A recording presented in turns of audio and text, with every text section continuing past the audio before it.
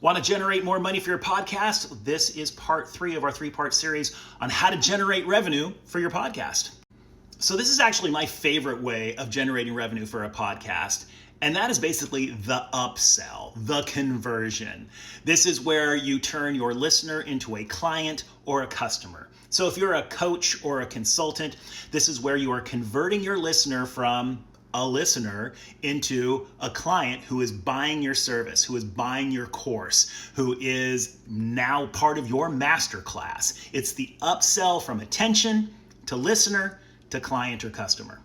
And I also find that this is the most effective way of selling in a podcast because the podcast itself is establishing trust. It's establishing you as a thought leader, as somebody who is knowledgeable and experienced in their field.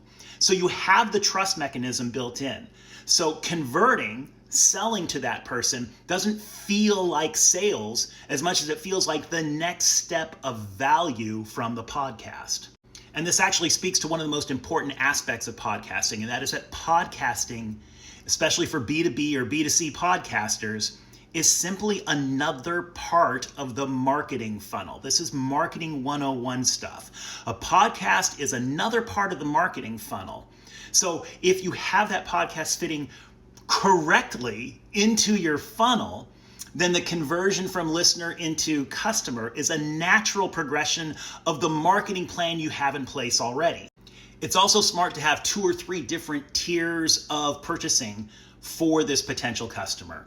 So if you have your $29 entry package, your $499 mid-level package, and then your $10,000 masterclass, you can be mentioning all of these throughout your podcast and nurturing people along through this journey from one level of involvement to another.